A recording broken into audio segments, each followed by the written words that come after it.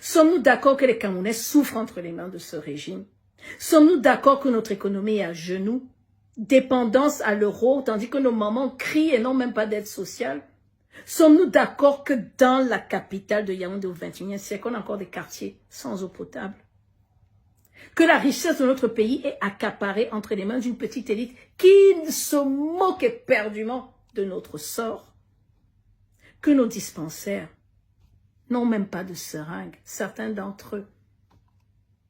Mes frères, on a vu il y a quelques jours des Camerounais brûlés vifs dans l'extrême nord. On ne peut pas se désolidariser de nos frères Wadjo. Boko Haram est en train de tuer. Papa et maman, des familles entières se cachent dans les villages parce qu'ils ont peur d'être assassinés par Boko Haram.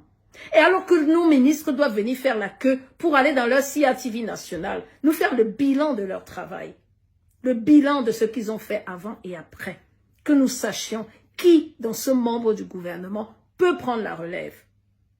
On nous menace. Mes frères et sœurs, je pense qu'il faut que je vous dise à quel point ce régime est responsable, clairement responsable, les dirigeants du Cameroun qui ont trahi notre confiance, qui ont mal géré nos ressources, qui ont institutionnalisé la corruption, je dirais même la prostitution, qui ont militarisé au lieu de prôner l'inclusion au Cameroun. Nos besoins primaires ont été basiques, ont été ignorés. Le peuple camerounais a été méprisé. On a été traité comme des gens insignifiants, invisibles. C'est eux les responsables. Ne nous trompons pas, ils ne sont pas les seuls. Je suis une panafricaine. Je sais très bien que derrière eux, il y a des impérialistes. Et c'est d'ailleurs pour ça que je suis inquiète. Les institutions internationales et les pays étrangers sont là pour imposer ces dirigeants les uns après les autres, pour protéger leurs intérêts. Je suis tombée hier encore sur une conférence qui date de 2004, où je vois comment les Américains s'étaient assis pour parler de leurs intérêts dans le golfe du Guinée. Le golfe de Guinée, c'est le Cameroun, l'Angola, le Nigeria, le Congo, parce que c'est hyper important pour eux. Ils appellent ça leur sécurité énergétique et la nôtre. Ce n'est pas les membres du gouvernement qui comprennent les enjeux panafricains du XXIe siècle. Ils ne sont pas connectés, ils sont déconnectés des réalités de nos jours. Je dis bien qu'ils sont déconnectés. Je repose la question et je vous laisse y réfléchir pour qu'on y trouve des solutions ensemble. Nous avons accepté l'inacceptable. Notre président Paul Biya ne se réveille pas demain, que fait-on? Moi, je ferme les yeux et j'imagine qu'il n'est plus. Le Cameroun, les gens vont sortir, le Cameroun sera en liesse. On sera libéré, on va chanter, danser dans les rues parce on sera libéré d'une dictature. Que va faire l'armée? Mes frères, vous allez venir tirer sur un peuple libéré? Je vous laisse réfléchir. Je continue de penser que dans notre armée, on a des panafricains. Je continue de penser que ces gens ne viendront pas nous achever sous les ordres de cette dictature. Mais réfléchissons à cette question. C'est un scénario plausible. Mes frères et sœurs, je suis Corinne Eléa Tangan. Je m'adresse à vous car notre pays, notre terre, notre avenir est à un tournant décisif. Je voudrais que nous parlons de notre Cameroun, mais d'après Paul Biya, parce que nous savons tous que ce régime est en fin de règne. Il panique de partout. Nous le savons. Donc il ne faut pas se cacher. On doit parler de qu'est-ce qui va se passer après Paul Biya. Pourquoi cette question est légitime? Parce que notre président a un âge avancé de la vie. Il a dépassé tous les scores de longévité. Il a 92 ou 93 ans, il est né vert, on ne sait pas. Bref.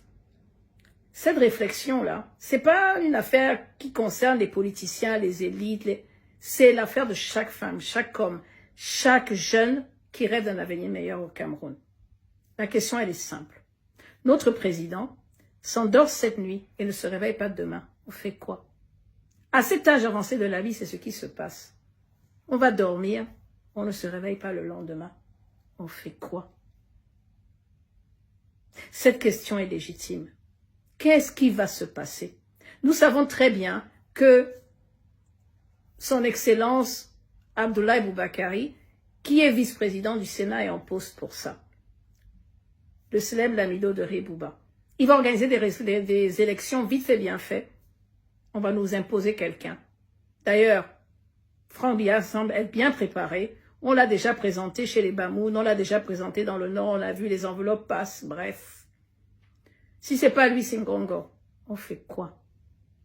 Mes frères camerounais, vous avez dit, on va aller aux élections. Sortez les listes électorales. Rien. On a dit, les membres de la diaspora, on devait faciliter l'inscription pour que nous aussi, nous puissions voter. Rien. Pendant que vous êtes en train de vous agiter, vous montez, vous descendez, on vous dit qu'on va taper vos chefs, vos leaders nationaux, on va les mettre en prison. Vous avez fait quoi? On a fait quoi? Rien. Et vous croyez que c'est quand on va nous imposer un président que nous allons faire quelque chose? Je suis inquiète. Je voudrais que nous nous posions cette question, elle est légitime, très légitime. Regardons la réalité en face. Sommes-nous d'accord que le régime en place est une dictature? Sommes-nous d'accord que les Camerounais souffrent entre les mains de ce régime? Sommes-nous d'accord que notre économie est à genoux, dépendance à l'euro, tandis que nos mamans crient et n'ont même pas d'aide sociale?